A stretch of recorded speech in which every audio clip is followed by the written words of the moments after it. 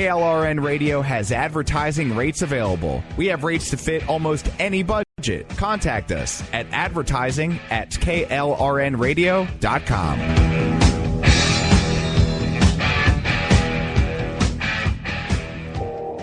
You are listening to KLRN Radio, where liberty and reason still reign. All right, this is Jesse, and I am again producing another fun and entertaining post-debate roundtable. And ding dong, the gang is all here. We are joined tonight by Dan Wright, Bill, hey, Susan Swift, and of course Rick. Our very own Rick from America Off the Rails. Let's see, Dan Wright's on the Wright and Robinson Show. Bill's just a regular fan and all-around great guest when we need him. And Susan Swift, thank you for joining us again. Amazing, and it was so last minute, and I apologize. Folks, I literally have to say about how amazing Susan is. I called her during the last half hour of the debate and said, "Hey, are you busy?" Yes, I was listening to the debate, and I'm so glad I get to comment on it now, so I was happy to get your call. Well, we are more than happy to have you. So, I am just trying to double-check that everything is working properly here. So, and I'm sorry if you guys are going to hear a little bit of the chatter just like you heard last time we did this. It does happen a little bit, but we will get it all under control. All right, Rick, why don't you kick us off? Or Susan, to the guest. Your call, Rick. The official guest, so let's let her go first. Okay. Oh, okay. Well, I thought, I'll just give you the notes that I was taking and kind of writing down myself. It was very obvious to me that Tim Kaine was sent in as an attack dog and did his job relentlessly, regardless of the truth, the facts, or time restrictions. He had marching orders to make Pence defend Trump, and he was constantly interrupting. I wish I had thought to start counting the number of times Kaine interrupted, because that's all he seemed to do. He was doing it for effect, to throw Pence off. His focus was on Trump's taxes, since that's the soundbite du jour. I saw Pence as a statesman. He weathered very elegantly and patiently the constant Kaine Chihuahua dog attack, and also put up very politely with the twit moderator who was the debate aider and abetter. She seemed to be cutting off Pence a lot more than Kaine, and kind of seemed to almost be in coordination with Kaine, as I could tell. She did not seem to be doing a fair job. Not that we would expect that from the media. I thought, on balance, that Pence won the debate because he came across as kind and gentle and patient, but also able to finally stand up and say, "Oh, nonsense. This is not what you're saying is not accurate." And he also gets the best zinger of the night award when he said to Kaine, "That was beneath even you and Hillary, and that's pretty low." So I think Pence won this, and of the two, when I was looking, I just kept also thinking, gee, which person would you like to be sent out as an emissary? Because that's what the vice president has often done. He's sent to funerals. He's sent to go and stand with foreign dignitaries and heads of state. Which one would you like to be sent on behalf of America? Somebody who's more patient and kind and more statesman-like, or would you like this? I mean, Kaine looks like, to me, he looks like the Chucky doll from the bad movie with those wacky eyebrows and everything. And the way that he was going after Pence, it made me uncomfortable. And I thought, I wouldn't want him in a room of dignitaries ever. So I think Pence won this one pretty well, although I would have liked to have seen Pence land a few more, point body blows. But maybe it was more important that he come across as kind and gentle, since he truly is, and it exposed Kaine as the really kind of nasty, smarmy, smirky attack chihuahua that he appeared to be. So Kaine was kind of the killer chihuahua of the night? Is that what we're saying? Although he lost the killer? That was my take. Yip, yip, yip, yip, yip, yip. You know, I think Kaine did an awful lot of interrupting, and and I don't think that looked good for him. But like we talked about a little bit before we went on the air, is that it turned out that, I mean, the way I saw it was that Kane was constantly on the offense and Pence was constantly on the defense, and I think he had to be. But I think that was, whether it's good or bad for Kane, I think that was his strategy from the beginning. I think he did what he wanted to do. I don't know that it gained him any points. To be honest with you, I don't think that the whole debate, like the last debate, really gained anybody anything. I think it was really nice of them to ask Jack Nicholson to come back and, do his Joker impersonation again, like 35 years after the Michael Keaton Batman movie. That was pretty great. I mean, let's have a hand for Jack. I mean, he looks really great. Look, Tim Kaine's he's not a bright guy. He's just not. He's not a bright man. He's not a particularly interesting or spectacular politician. His Wikipedia page and his bio notes that most people think he's boring. I mean, he's not that. Wait, his Wikipedia his Wikipedia page seriously says most people think he's boring? His contemporaries consider him to be boring and listless. Oh, that's hilarious. Note, folks, for the record, for anybody who's new to KLRN Radio, I am not a political commentator. I cover international news. So you have to pardon me, but that's amazing.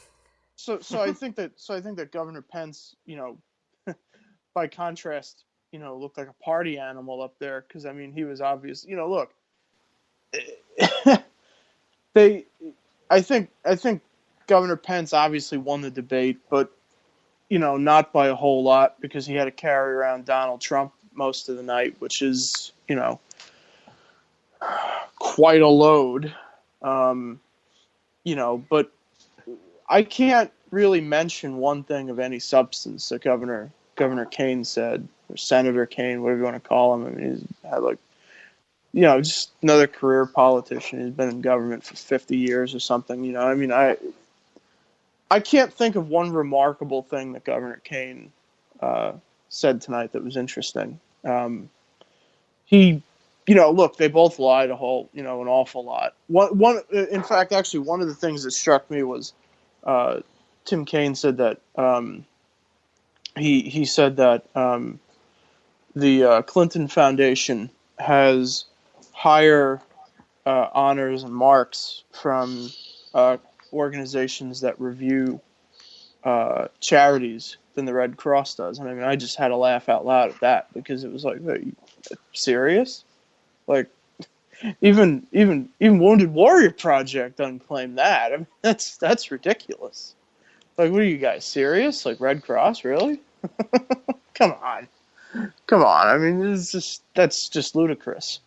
So, I mean, there was a lot. That was the one thing that struck me, was that there was just so much lying going on back and forth. I mean, between Trump and between Kane and Pence, and I mean, Pence acts like he just met Donald Trump today, and he's never seen him on TV before, and Kane acts like he has no idea who Hillary Clinton is, and how many people she's quote unquote had murdered. Maybe he'll be next because he failed this one. I don't know. But one thing is for sure. One of those two men will succeed the senior citizen who first dies in office. So I say I would much rather be stuck with Governor Pence, because seems like the one who has a college degree among the two of them. Well, I can at least say that I mean, I don't know how I feel really about the fact that he's Trump's running mate. I think if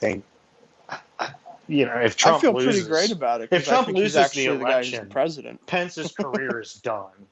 But I always liked Pence. I've always thought he was a really good governor.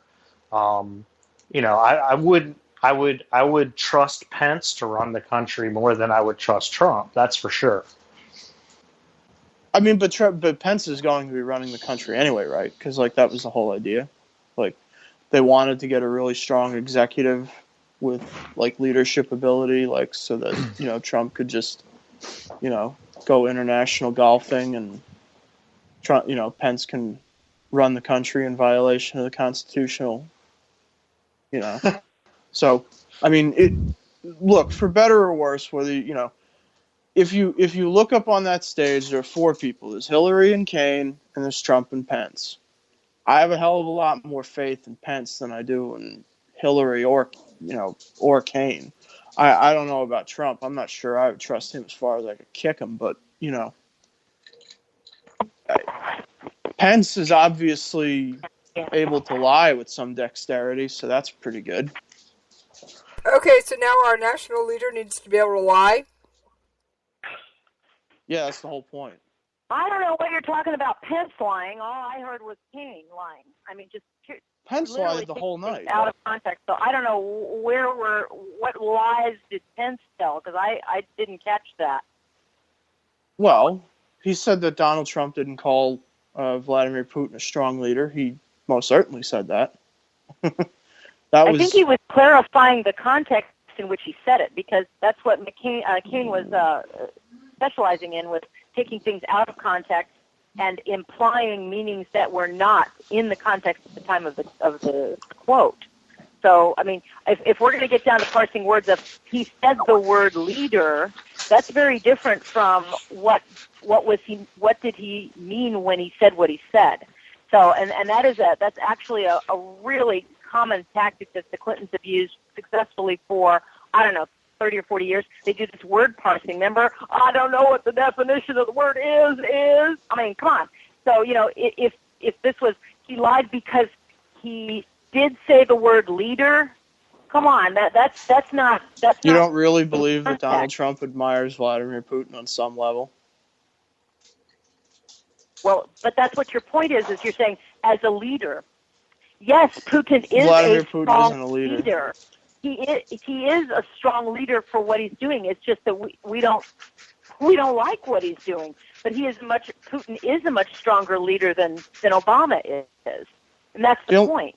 Well, okay, as the person that covers the international news around here, folks, I'm going to stick my nose in. Yeah. Putin is an extremely strong leader. We may not like his only actions. Because he murders the people that run against him. Right, but that's the point. He's strong. He is strong. We don't like how he's leading, but he is a strong leader, and that was the entire point. That's the entire context of the comment. And it's not that. And what you're doing, kind of what Kaine was doing in the debate, which is to try to take a broad paintbrush and paint Pence as saying, or Trump as saying, you admire Putin. We don't admire Putin. Trump doesn't admire him. He is simply stating he is a very effective leader. I mean, Stalin was a hell of a leader. He killed everybody. Yeah, he led through fear and intimidation. I can note that without admiring his tactics. I mean, for that matter, Planned Parenthood is a hell of an organization. It's highly effective at population control. That doesn't mean that I support what it does. And that's the only point that Pence was trying to make, is that Kaine is mischaracterizing and putting words in the mouth of Trump, which Trump, yes, he said the word leader, but the meaning was clear, which is, yes, he's a very strong leader. I don't admire him, though. He didn't say, oh, I admire Putin, and I think you're catching me right at like this off the top of my head, but I believe Hillary has said more complimentary things about leaders. I know she admires, for instance, I know that she said very complimentary things about, say, Margaret Sanger, and she supports that kind of, agenda of Planned Parenthood. So that's the context in which that Pence was answering. Okay, need I bring up the Russian reset that Hillary Clinton did that failed? Yep.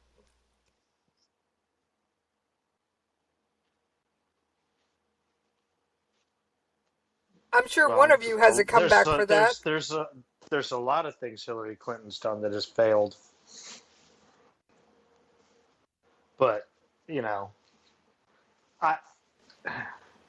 I honestly do believe, and I know what Susan's saying, but I honestly do believe that there's there's a part of Trump that does not just think that Putin is a great leader, but I really honestly believe that there's a part of him that does admire him. I just do. I guess listening to him talk and listening to what he has said, I do. I'm not going to sit here and say that he thinks he's the greatest guy in the world, but I think he has some admiration for him. Well, that's the beauty of America, is that everyone gets the right to be wrong 5 minutes every day. Well, yeah, but I mean, Trump shows plenty of authoritative, traits himself. An authoritarian likes an authoritarian. That's just my point of view on that.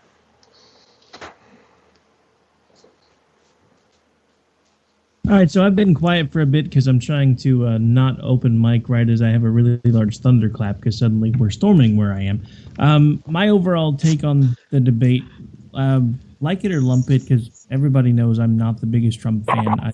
I think Pence won the day.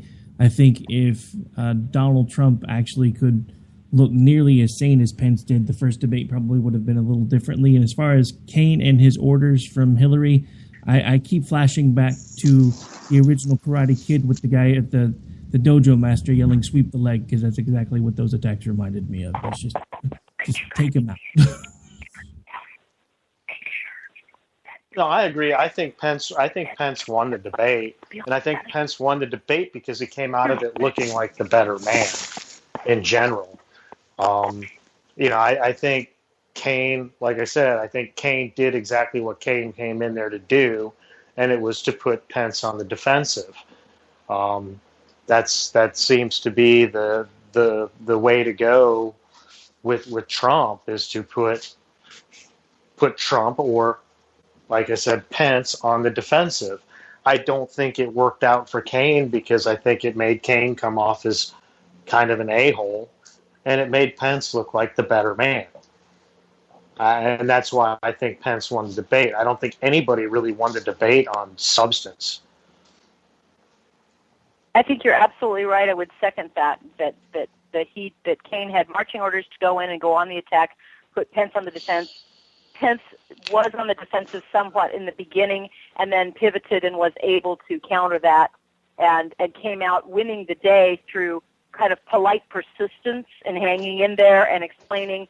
And finally, did kind of step up near the, three-quarters of the way through, finally starting to say, nonsense, and that's not true. So he kind of rose to the challenge. But I think exactly what you said is how it went down. Well, thank you. Uh-oh, Dan's going to be welcome. Big I hit think for the I think that Pence just won just by sheer that virtue of the fact that Kane is an idiot. I mean, Kane obviously was not well prepared for this debate, period. I mean, I thought he played the Donald Donald Trump role in this thing. Yes, he would. Just sat there and tried to interrupt him the whole time. I really kept thinking through this whole thing, oh, God forgive me, but I thought, wouldn't it be funny if we had a Trump-Kane ticket? Heads exploding. Oh, my gosh, because they're like the same person. Yeah, because that's basically the role that, Kane was playing tonight, right? Is he was going to play Donald Trump, and he was going to go and try and get Pence's goat, and it didn't work because right. Pence is a nice little Midwestern kind of dude, and he's all polite and crap, and so it didn't really work. And then oh my God, Kane's answer to that abortion question was just so bizarre. And I mean, even as a Catholic, it was so weird to hear that crap come out of his mouth. And now I've got to weigh on that. For a Catholic to say anything like that, it shows you that man is not Catholic. He's Catholic in name only. That's like Nancy Pelosi. That's crazy. That's crazy talk. That's the entire Democrat Party has this whole thing that for them, the sacrifice of human life in the womb is their sacrament. That is their political sacrament. They have to have innocent blood on their altar every day, and they will defend it with their lives. And for a Catholic to defend the Democrat Party and to vote for any Democrat at this point in time is absolutely hypocritical. And they should all be excommunicated. And they actually are. They are, in fact, excommunicating themselves. They are not Catholic when you are voting for pro-abortion candidates like Hillary Clinton. And I've got to pray for Kane because he's losing his soul over this, honestly. Well, what's interesting is he was really heavily in favor of the Hyde Amendment, and then when he hitched his sail to Hillary, he decided that now suddenly he's not for the Hyde Amendment anymore, and it needs to be done away with. But I thought it was interesting that he wouldn't say that, though. Like and I think that was because he's playing the Catholic card. They're both trying to, Hillary, and they're trying to get the religious vote, and one of the litmus tests is your position on life. They're trying to win the pro-life kind of the Catholic vote. And so he can't come out and say that, but it's true. He does not support the Hyde Amendment, which simply, and it's being violated all the time. Although he did support the Hyde Amendment. Abortion, and it's the Democrats have violated that repeatedly. That's the point that I was trying to make, is that as governor of Virginia, he did support the Hyde Amendment. And so now he's changed his mind suddenly. But he won't say that. He's always been very moderate on abortion. He always has been until he got the VP nod. He's always been very moderate on abortion. That just shows you that politics with liberals and Democrats, politics always trumps religion. It is their religion. That is, political power is their religion, and a faith-based religion is simply a convenient way to secure power. That's what these people are doing. They are lying about what is truly their faith. Their faith is politics and the accumulation of power. Well, this is just a weird. This is a weird election for people who vote based on religious lines to begin with, because on one hand you have Trump, who has 5 children with 3 different women, and then you have Clinton and Kane, who God only knows what they're into, and it's just such an odd place for people who vote just specifically along those lines to be in. No, it's not that odd, because you know what? We have a whole country full of people who are trying to do the best they can. There's a lot of people who have, marriages that aren't ideal and who fail and who have broken families and things, but they still have a faith. We still, as America, hold up ideals which are, hey, wouldn't it be best if it works this way? So it makes sense that we have, a divorced candidate, and it also makes sense that we have another candidate whose husband is routinely cheating on her. That's called being human. So we have human candidates. That's not a reflection of faith. It's a reflection of reality and the struggle that everyone goes through to try to reconcile, daily life and the hardship and the cross that we bear as humans trying to live our faith. It is very difficult. And so that, Trump's made he's made his different marriages. At least he's married. At least he still believes that there is a sacred union between a man and a wife. I don't like that he's divorced many, many times, but you know what? I don't think he killed any of his children by sucking them into a sink either. There's kind of a difference there. And so, you're seeing candidates that reflect the reality of America and the reality that a lot of families have to struggle with, kids who are divorcing or kids who have different positions on marriage and family. And so you're seeing that reflected in candidates. That's pretty normal. I wouldn't say that this is unique for this election. It absolutely is. We had 15 candidates on that stage that weren't like Trump. All right, I'm going to poke my nose in here, guys. I am looking at Twitter trends. Mike Pence has 1.04 million tweets. Tim Kaine has 434,000. The Clinton Foundation has 80.6 thousand. Vladimir Putin has 22.3 thousand. So just thought you guys might find that interesting. What does that mean? That's just the number of times they've been mentioned in a tweet in the past, according to Twitter trends right off Twitter. Well, So, and the higher the number could be good, but could be bad. Right. I just thought I'd throw that in there for something, and I will also, while I am poking my nose in, let you guys know you have about 5 minutes until we are going to take a commercial break.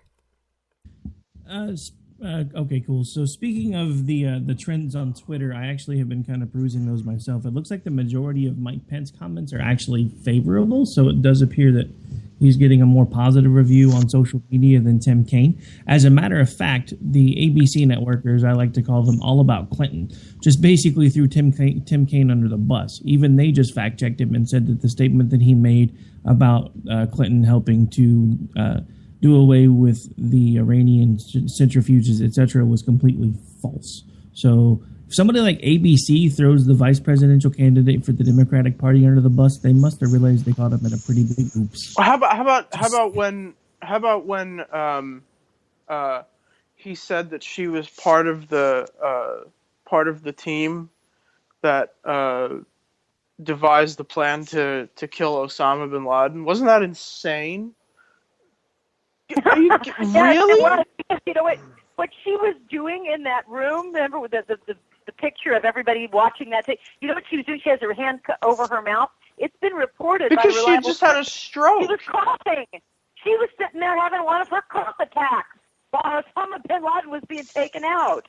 I actually heard that at the time that photo was taken, and this is from someone who was in that room. I cannot name names, because I promised them I wouldn't, that photo was snapped at the moment the helicopter crashed into the wall during the raid. And that's why her hand was over her mouth. But she did have a coughing fit prior.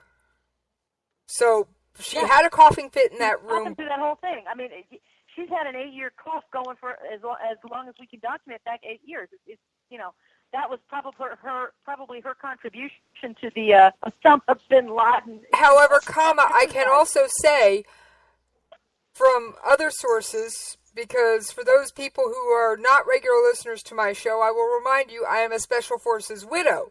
I have deep and long ties to the United States Special Forces community. She was not in on the planning. She had the clearance and the ability to sit and watch it go down. She may have had some tangential knowledge that it was going to happen, but that was it. She was not in go, no-go authority position.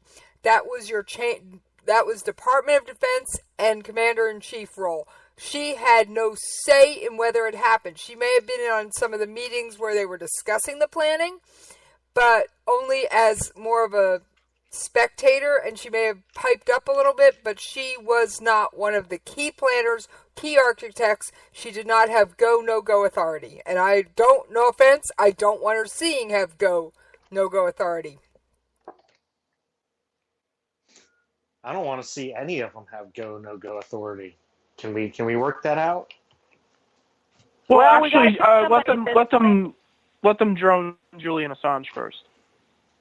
Well, yeah. Did you see that little thing that Hillary said about that? Remember, it's been leaked that she suggested that we drone, Assange, and somebody asked her about it, and she said, "I do not recall that joke. If it was said, it was meant as a joke." So now she's blaming her memory again that she didn't say it. Really? I mean, I'm okay with that. I'm okay with them droning him. I don't understand why she doesn't want to admit it. I mean, it just seems odd that she doesn't want to admit that. I don't understand what the problem is with that for her. I have a problem sticking drones on people who are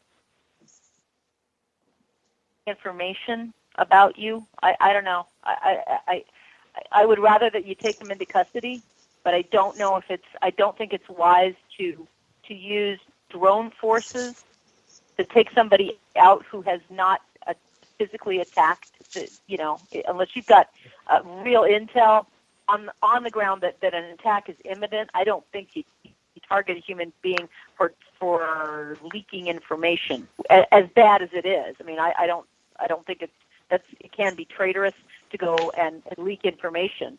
But I don't think you use a drone to take that person out for leaking. That's kind of get real creepy. Okay, I'm going to step in here again, guys, and I'm going to ask you to hold your thoughts until after this commercial break. You are listening to KLRN Radio, where liberty and reason still reign. All writers are prone to becoming so attached to our characters and stories that we struggle to see why a passage may not be working. It takes another set of eyes to help us nurture our writing to full maturity. At Black Wolf Editorial Services, we strive to enable writers to develop and grow, shaping stories into masterpieces that can stand the test of time. Editing services are provided for all genres and all age categories. Services range from critiques of the short story through to the line edits of the full-length novel and copy editing for those preparing for publication. We also offer assistance on generating a writer's bio for your websites, as well as help with those book blurbs and promotional material. We won't abandon you to the masses. We want to celebrate with you in your successes. Black Wolf Editorial Services, nurturing your writing into maturity. For a full list of services and prices, visit us at blackwolfeditorial.com. Individuals and businesses with tax problems, listen carefully. Do you feel like you're losing control over your finances? If you owe over $10,000 in back taxes or have unfiled tax returns, we can help you take back control. The IRS is the largest and most aggressive collection agency in the world, and they can seize your bank account, garnish your paycheck, close your business, and file criminal charges. Take control of your tax problems now by calling the experts at Tax Mediation Services and take advantage of the Fresh Start program and new laws that may allow us to negotiate a settlement for the lowest amount possible. Our team of tax attorneys and enrolled agents can stop collections and get you protected so you can take control of your financial future. Tax Mediation Services is accredited by the Better Business Bureau. Call now for a free case review and a price protection guaranteed quote. Call Tax Mediation Services now at 800-610-9050. That's 800-610-9050. 800-610-9050. KLRN Radio has advertising rates available. We have rates to fit almost any budget. Contact us at advertising@klrnradio.com.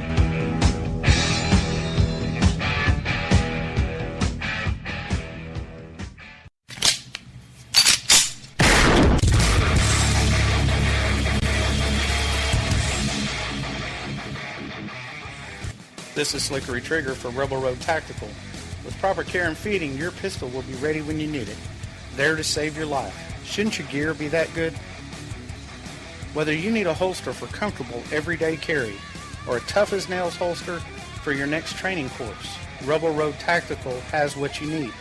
Check us out on the web at rebelroadtactical.com.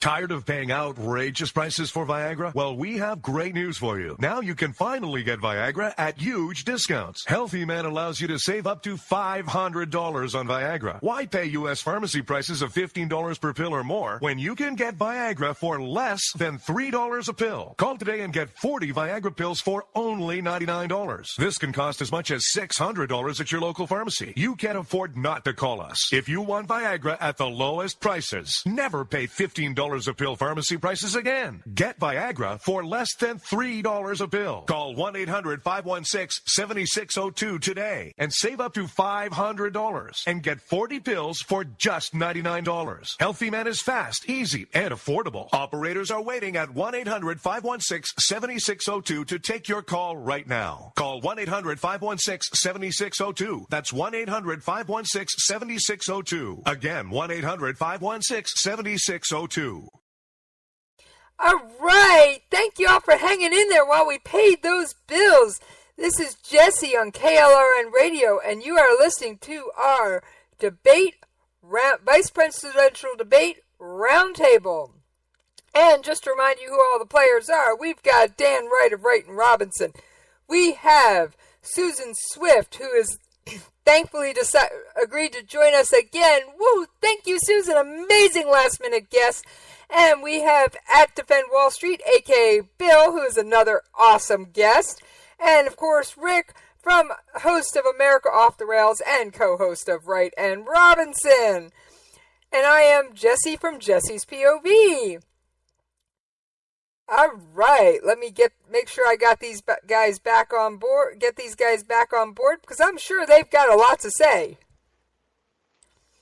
All right, guys. Susan had just made some comments right before we went to break. Or do we want to pick up with something new?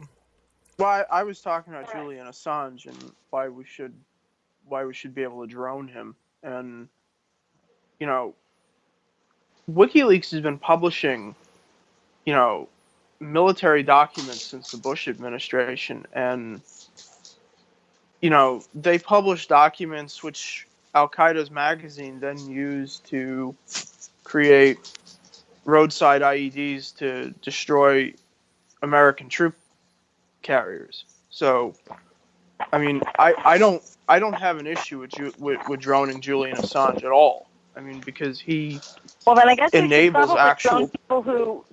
Well, let's drone all the people who've written about how to make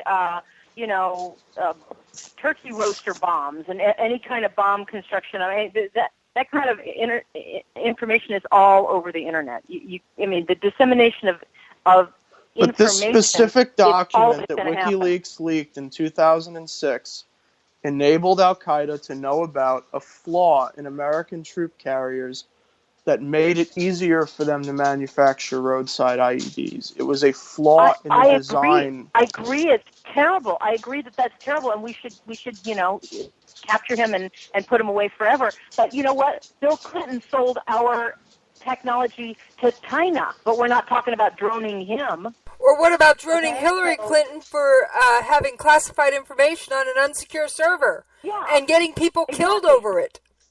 Can I just vote that I'm fine with droning all three? Drone Hillary because she leaked 33,000 emails and covered it up. I mean, Hillary Clinton didn't leak 33,000 emails, though. Pardon me? Hillary Clinton didn't leak 33,000 emails. She put him on an unsecured server in some guy's bathroom, and they've likely been hacked by the Chinese or the Russian or both. And she also sent. We already know over 200. She already sent them on unsecured lines and things, and shared them unsecurely. That is a felony. I mean, she has broken the law, and yet we've got the FBI and the DOJ, and everybody's saying, "Oh no, we're not going to prosecute." So if we're going to compare, I think it's an apt comparison that Hillary Clinton is far worse than Julian Assange. She's put our country in as much danger as Assange does. But you don't go around talking about droning somebody for it. You capture them. You send in a team if you can and capture them. I have no problem doing that. And that's why Assange is living in some, Bolivian, closet for all we know. I mean, he's been up there for 5 years. That's why he's a persona non grata, because all of the governments in the world are going to extradite him back to here. But if we're going to drone Assange, then we can drone Hillary too. That's no. You just can't go sending unarmed, computerized, Skynet type things after people. You can't do that. George Bush did it a lot. Can I just say for the record, I would be fine. Can I just say for the record, I would be fine with droning either one of them? I'm just saying. I would say, why couldn't we do both? Sure.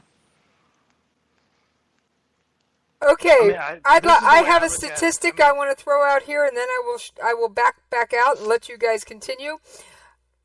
I was doing some research on the State Department, and I found out that approximately 30% of all State Department employees that handle classified material, including the current and former Secretary of State, the most recent ones, thank you, did not get their classified information training, even though they handle the highest of classified material. In some cases, there is documented proof it was pencil whipped. And another 40 to 50% also had their information classified, their classified material training pencil whipped and or just did not do it, even though they have clearances and have access to sensitive information. And as someone who has been married to someone with a clearance for longer than I'm going to admit on air, thank you very much, because my former husband had a clearance, my current husband has a clearance, I know what that training is like. Not that I know the details of it, but I've seen what's out there on the training for contractors and things that are publicly available. And I'm sorry, that training is crucial. Now, and as far as I'm concerned, anybody who is officially given a clearance needs to complete that training, period, end of sentence, or be denied access to classified information, no matter their title, no matter their role. I 100% agree with you, Jesse. One term that you kept using, you mentioned the term pencil whipped. I'm assuming that means that they just signed off on it and weren't actually paying attention. Bingo! Okay, just checking. Okay, and here's my take. Hillary broke the law. Anybody that did what she did broke the law. But what she did out of laziness and carelessness. Assange did what he did and does what he does because he enjoys screwing with us. Wait a minute. What if Hillary's doing this for profit and power? That's a much worse. I mean, you could say Assange, and I don't like defending Assange. I really don't, because I don't like what he did, and I think what he did is traitorous. I can't stand it. But for you to imply a motive to Hillary when you don't know, and to Assange when you don't know, it's going beyond the question. We don't know why she did what she did. I think it's to cover up the fact that Obama, using a pseudonym, was part of those email conversations. He knew at the time. And there's 33,000 emails that say something was going on. Was the State Department running guns to Syria? I mean, this is a question that's been out there. So she might have been breaking the law for her own political gain and possibly for financial gain, since she has international contributors to the Clinton Foundation. That's the whole point of the inquiry about these emails is, could it be the smoking gun that proves the connection that's been alleged in Peter Schweizer's book, Clinton Cash, that the Clintons have been soliciting foreign money and giving access pay to play. And then doing things like shipping goods to Syria, et cetera, doing things to kind of pay off these donors, these heavy hitter donors. That's the whole email scandal. So you don't know why you're assuming she's a dumb blonde. You're letting her play the blonde card. Oh, I didn't know. I had multiple phones. Oh, I didn't know. I mean, like she's some, I know she's old, and I know she's. No, I'm not saying that. I'm just saying it was complete laziness and carelessness. I'm not saying. Maybe she is lazy, but that's excusing a much more nefarious and politically profitable motive that we are still trying to get to the bottom of. So I wouldn't give her a pass on the blonde card and call her lazy and she didn't know any better. I'd like to point out that Julian Assange is also blonde. Yeah, well, yeah, he is too. But you know what? I mean, I'm not giving Hillary a pass. Much more noble, I'm not giving Hillary a pass about what the governments are doing. No, Julian Assange is a Russian stooge. It's not noble at all. I agree. But my point is, let's stick to the facts that they broke the law. Let's not excuse it based on their one. That's a Democrat thing, is to say, well, I meant well, I had good intentions. No. Well, no, and that's why I prefaced my statement by saying she broke the law. I mean, she broke the law. She should be in jail. I mean, I have friends in the military. I had when I was in D.C. I didn't have top secret, but I had classified clearances, and I paid attention to what I was told. I paid attention to what I was supposed to pay attention to, and then I signed the paperwork I was supposed to sign, and I did what I was supposed to do. I get that. That makes me mad. I have plenty of friends in the military who will tell you straight up, if they did anything even remotely resembling what Hillary Clinton did, they would be in prison right now. I get that. She should be in prison. And that's a fact that Governor Kane disputes. Yeah, he's totally in denial about that fact. Okay, a Marine tried to use the quote Hillary Clinton defense, or it was either a Marine or a sailor, I forget which, but a member of the United States Armed Forces, so I don't have to worry about branch here, actually tried to use the Hillary Clinton defense, and all they did was snap a couple of photos of a classified area when there was no classified information visible to show their family where they worked, and they went to jail. Yep. No, That's Hillary like Clinton should be in jail. Not to get completely off topic, but a few years back, right after the vice presidential debates, when one current vice president now gave someone the advice to go buy a shotgun and shoot off warning shots, someone actually took the advice of the vice president and had charges pressed against them by their town constabulary for firing off warning shots in city limits, which in that town was a felony. So yeah, there's always that thing of you got to be careful what advice you give when you're a public figure, because if somebody takes that advice, you may or may not be on the hook later. Just saying. Absolutely. So that's why I got sued for telling people to drink bleach on Twitter. Probably. Okay, never mind. That's okay. I was again told tonight that I just need to go die. So Twitter's a wonderful cesspool. That's happened to me like 3 times this week. I'm just like, whatever, dude.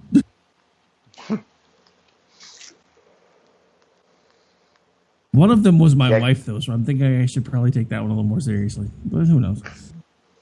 No, I was told I should go die, and then 2 tweets later, the guy told me that I should go find a high bridge to jump off of, which is pretty much the same thing, I think. I love it. So it's such a cesspool. What do you think the media spin is going to be tomorrow on the debate? Now that we've watched, I mean, that moderator Elaine was almost worthless in controlling Kane's mouth. I think she was helping him. So what do you think the media spin is going to be tomorrow morning on this whole debate? I thought it was interesting MSNBC that and CNN are going to say that Kane won, and Fox News is going to say that Pence won. Basically what he just said. Yeah, those of us in the middle. So you were making a point about this moderator, because I thought this moderator was uniquely one-sided. Oh, I thought the moderator was a joke, except for the one time when Pence was trying to talk about his abortion stance, and Kane tried to interrupt, and the moderator was like, "Shh, this is important." Let him finish. I have no explanation for that.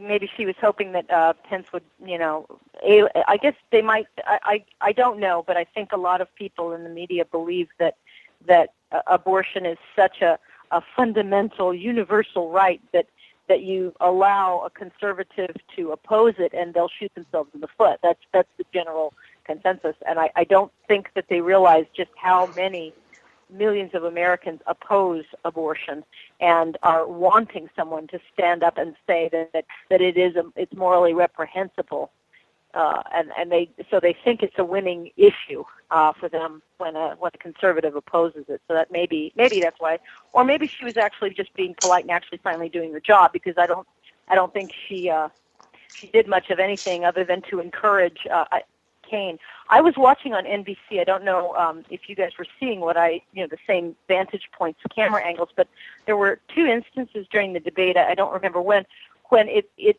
and the camera was only on Kane and Pence in the split screen, so I couldn't see exactly who Kane was kind of looking at, but he had eyes locked on somebody, and I think it was the moderator, and he was kind of nodding and kind of like agreeing as though they had some sort of shared signal or understanding. And I found that disconcerting to me. I thought, well, is she, what's that about? Why are they, maybe she was just giving him a little more time to speak. Maybe she was motioning to him off camera, which I could not see. But it looked like I had this feeling that they were coordinated in their interrupting attacks on Pence. Did anyone else get that sense? Am I just, more biased? No, I think she's just an idiot. I think, moderators for these types of things are just always really awful, no matter who they are.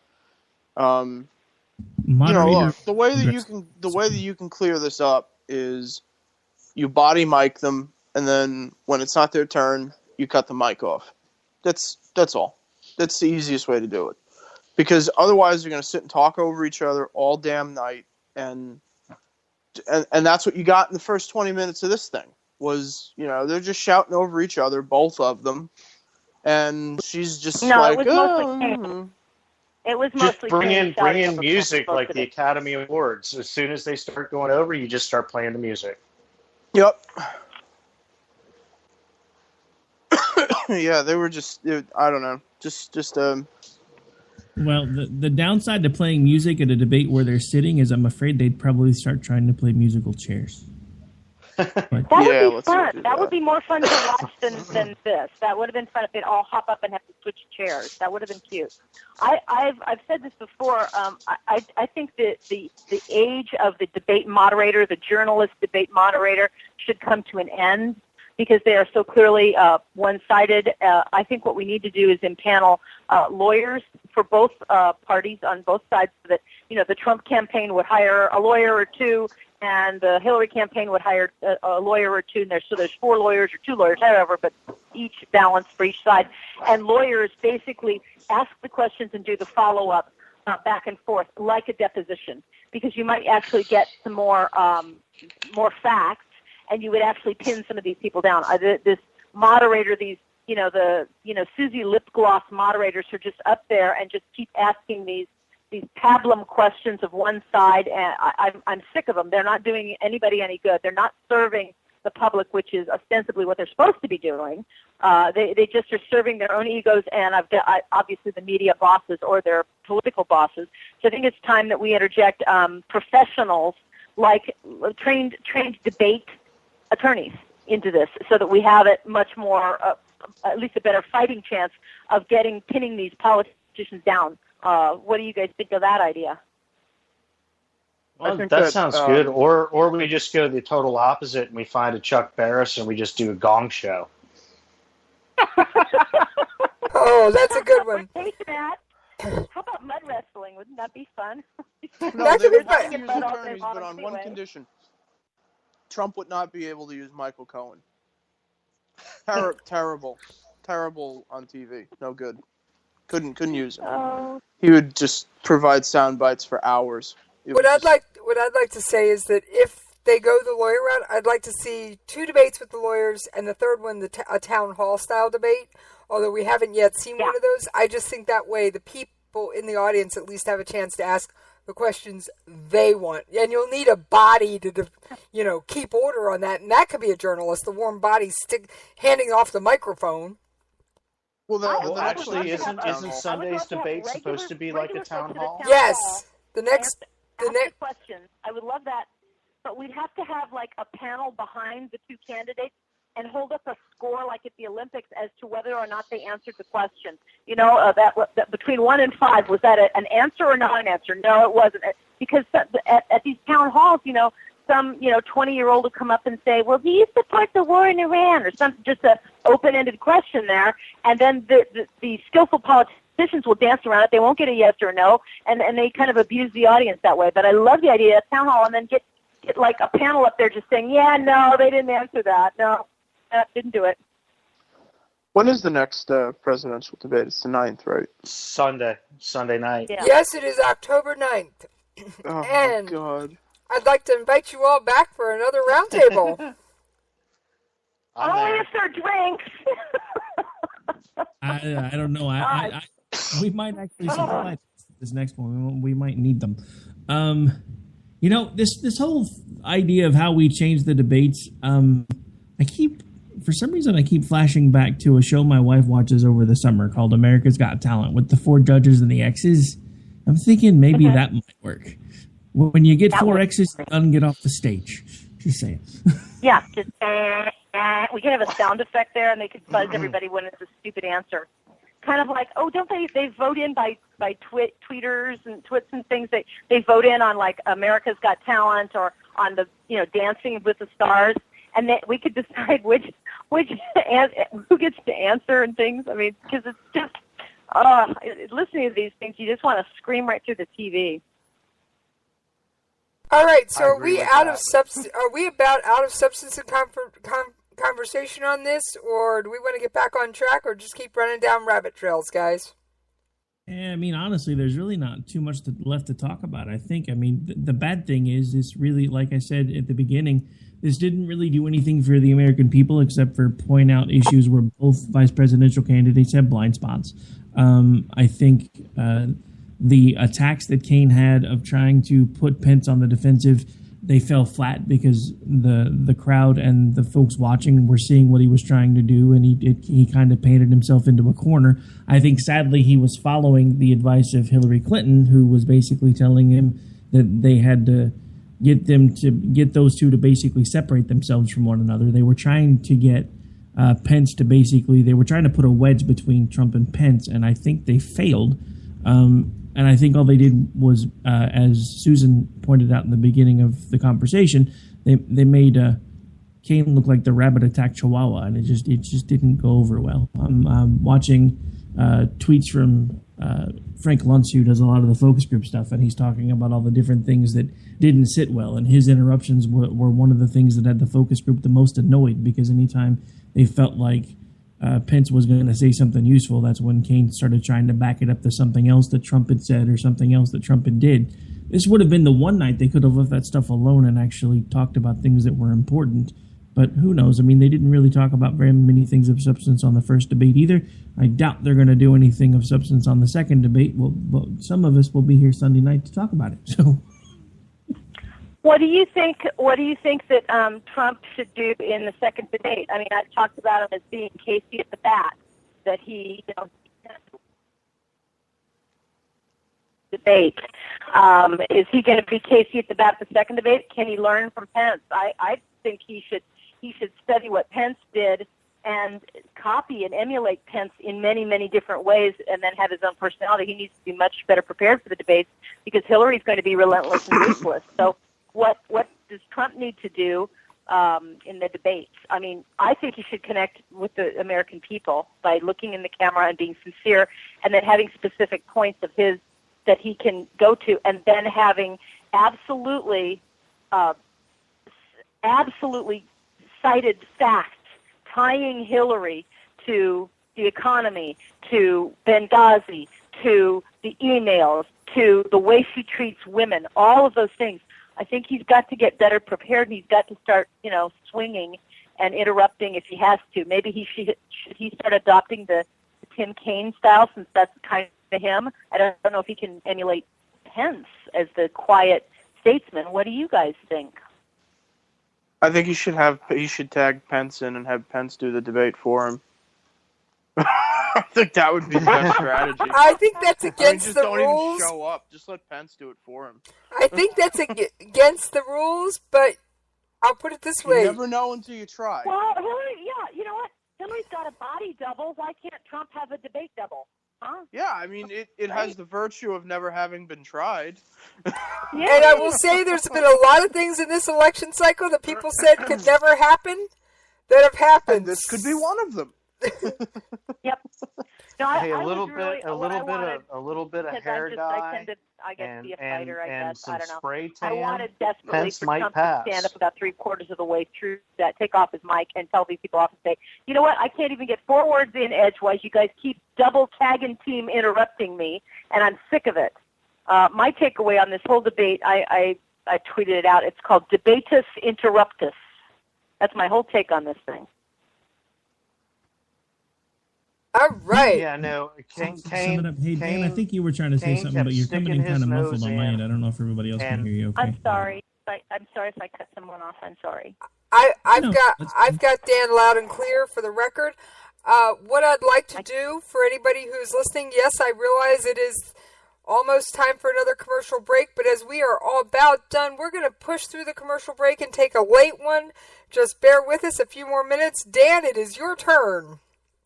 No, I'm just saying, the whole interrupting thing, that's my whole problem with these debates. And that was Kaine's thing tonight, and I think it would be a huge mistake for Trump to take that tact. Like you said, I mean, God, if he if it was happening to him on Sunday night, if it was constant interruptions from Hillary and the moderator and whoever else, and he stood up and took his earpiece out and said, I'm done with this. If y'all are just going to keep interrupting me and not let me talk, this isn't worth it. I would actually probably gain a little bit of respect for him if somebody did that. Yeah. If anybody did that. Yeah, that's what I would do. I would just get up and go, I'll tell you what, I'm done. You guys talk amongst yourselves. I got to go. I got someplace to be. Exactly. That's what I mean, I would actually that would actually gain a few points with me. All right, and my thoughts were what I saw of the debate, because I did not watch the first hour. I will admit that on air because I was doing my show. I did catch the last 30 minutes. There were, in just the 30 minutes I watched, there were a lot of interruptions that Pence was interrupted more than I cared to have watched, and that was by both Kaine and the moderator. And I'm sorry, that moderator was a cream puff. Elaine, that's her name. It reminds me of a little Seinfeld episode. Elaine. I don't know what her last name was, but oy. Now I picture the dance. All right, last thoughts around the horn, and then we're going to go through and do social media. Rick, since you've had the least input tonight, we're going to start with you. Thanks for throwing me under the bus, Jess. All right. Anytime, Rick, anytime. I just want to start by thanking everybody for coming on. I know these roundtables can be a little problematic since we're not all sitting in the same room, so every once in a while there's a bit of talking over one another. Just want to thank everybody for taking the time to hang out with us that's been listening live. And for those of you who might have missed it or you're catching the tail end, this will air during my regular time tomorrow morning as well, and will also be available on all the other affiliates. Now, as far as... Again, I've already kind of given my overall take, but, I have to say at the end of the day, I agree with everybody else. At one point, if I was Mike Pence, I probably would have just, especially once it turned into the thing where Kaine would gang up and then Pence would try to say something and then the moderator would cut him off. I think I would have just at some point just decided I was done. But like, look, you two just go over here, have your little love fest with each other, and I'll be over here with my mic off until you decide you actually want to have a discussion that involves me being able to say anything. That probably would have gained a few points for me with Pence, but honestly, I've never really had an issue with Pence. I think between the two of the ticket, he is the most reliable and the most stable, and it's one of the reasons why, even though it's entirely unconstitutional, the rumor that he may or may not be the one running the country doesn't really scare me very much. Although I'm kind of surprised that it's leaked this early, because even W tried to hide the fact that Cheney was doing a lot of the stuff behind the scenes, and they're letting it out before it ever could even have the possibility of happening. So I'm a little disturbed by that. But I guess, kind of like Bill said, it has the virtue It'll of entice voters. Before. All right, so who's next? All right, Bill, since you're so eager, it is your turn. I don't know. I'm sorry for America, but this is what we're stuck with, and we have to see like 3 more of these. It's like a train wreck in Hoboken that just never ends. It's 2 more. It's 2 more. Don't give us the third one. We don't need a third one. There's only like 2 more. Oh, right. It was 3 counting this one. No, it was 4 counting this one. Let's the debate now. Yeah, it's just a joke. The whole process is a joke, and this election makes me sad. I've developed alcoholism now. That's all I have to say. Wait, you've developed alcoholism now? I'm going. You don't. Bill, I thought you were already an alcoholic. I'm sorry. When is the last time you went to an AA meeting? You cannot call yourself an alcoholic. I count this as an AA meeting. Not quite, Bill. Not quite. Maybe that's why you have a drinking problem. It's only a problem when you run out. This is true. Okay, guys, for the record, you guys are talking to someone whose husband makes homebrewed beer, and we have homebrewed wine, and there is a fresh 5-gallon keg in the kegerator, and we got about 20 out of 30 bottles of homemade wine left. So, like I said, it's only a problem when you run out. You obviously don't have an alcohol problem. Well, cool. When the shit hits the fan, then I know exactly where to go. Hey, I'll even send you my address, Dan. You are more than welcome. Although you might end up in more storm than where we are, than where you are. But hey, all right. Let's see. Dan, why don't you give us since I was just picking on you, why don't you give us your thoughts? I'm more or less just in line with Bill, that I just think that we've ended up with a complete disaster. Where it goes from here, we'll see with the debate on Sunday. We'll see if Trump learned from the last debate. I think he needs to. I think he needs to sit back and not. He needs to not get offended by everything. He needs to let it roll, and he needs to. God, if I could say it for either one of these candidates, he needs to take the high road, which he didn't do last time, and it cost him. He needs to sit back and just let Hillary look like she's the offensive one. I mean, that's what he needs to do, but I just don't know if he has it in him to do it. I don't think he does. I think tonight, Pence did exactly what Pence should have done, and I think Kane did exactly what he set out to do, but I think it backfired on him. All right, correct me if I'm wrong, guys, but I believe I can still count to 4. Have I gotten everybody's opinions? I don't remember if we actually got anything from Susan. Okay. We started with... Susan, then I will let you wrap it up, and at the end of giving your final thoughts, you can also please give your social media contact or website or any other information you'd like to give out.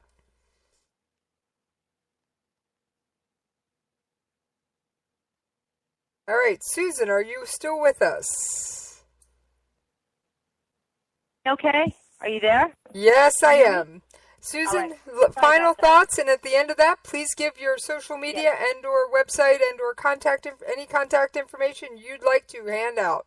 Although I wouldn't recommend the phone number. That could get really crazy. I think that the vice presidential debate was debatus interruptus. Kane was on the attack the entire time, trying to dutifully make Pence defend Trump's record. It didn't come across very well. It came across as kind of partial half-truths and mischaracterizations. I think he kind of damaged himself that way. Pence came across much more statesman-like and kinder and like more of a person that you would really want to be in a position of authority. So I think Pence won this debate. The moderator was kind of losing control out of the whole thing. I don't think she did a very good job. And I do think that we've now seen a stark difference between the policy and the character of these two parties, because they did get into a lot of issues. And we have a really stark contrast between a direction of the country under Hillary Clinton and another direction of Donald Trump. Although Donald Trump is not my favorite by a long chalk, I think we can see that the country will be better off overall by going with a Trump and Pence, just because they're more measured and they actually have positive points they want to do, and they're not just on this attack dog, this campaign of division and half-truths and pointing fingers and destruction, and that's being mirrored by Kane, just like Hillary is. So I saw a microcosm of what we're facing. I hope Donald Trump was watching, and I hope he was taking copious notes so that he can copy his vice presidential nominee. I think Donald Trump needs to do a Pence job at the next debate by hitting the issues and not chasing after every squirrel that Hillary just throws out there about whatever to get his goat. I think he's got to get more disciplined. Pence did a good job. So finally, my social media stuff. You can follow me on Facebook and Twitter and Instagram at Real Susan Swift. I have a website, susanswift.net, and I'm a regular contributor at politichicks.com. And thank you very much, Susan, for being a very last-minute guest. I greatly appreciate it. And I'd like to ask everyone to hang on after we clear the air, and I'm going to say that on the air. All right. Bill, since you're the next guest, you're next. Social media contact information, please. I'm at Defend Wall Street on Twitter, and I'm available at 888-LOVE-DONALD. That's a good one, Bill. I'm going to keep using that. All right, Daniel, since you are the next newest host to KLRN, please give us your information. You can find me on Twitter at 1911G_fan.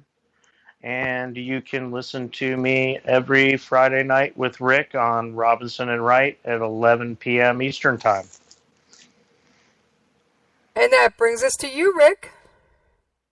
And I, of course, am AOTR_host on Twitter. Do recommend that you follow along there if you're wanting to interact, because it's where I spend most of my time. And you can catch me here weekdays on America Off the Rails right now from 11 a.m. to 2 p.m. Eastern. And then, of course, on Jen and Rick on Tuesdays and Thursdays at 10 Eastern. And then, again, Robinson Wright Friday night on right here on KLRNRadio.com at 11 Eastern. So, yes, I'm a workaholic. And I also forgot Finding Common Ground Saturday mornings, 10 a.m. Eastern. Yes, again, if I mentioned I'm a workaholic. All right. And I am Jesse. You can find me on Twitter at Jesse's POV. I've got not one but two websites, Jesse's POV, which is my international news and international politics. I don't discuss U.S. politics. I'll tell you what's going on in North Korea, Iran, and Turkey, and help you keep your Syrian scorecard up to date. And you can also, if you're interested in books and writing, you can catch me at jessyscoffeeshop.com. And I have a coffee shop show where I interview published authors, editors, and I'm working on trying to get a literary agent to come on. And on that note, folks, I thank you very much for listening to our Vice Presidential Roundtable Debate. And I invite you all back here for October the 9th, when we'll do it all again. And we will again be live streaming the debate, so if you are not near a television, feel free to grab your mobile device and hit KLRNRadio.com. There will be a special events live stream of the debate. Thank you, and have an outstanding night.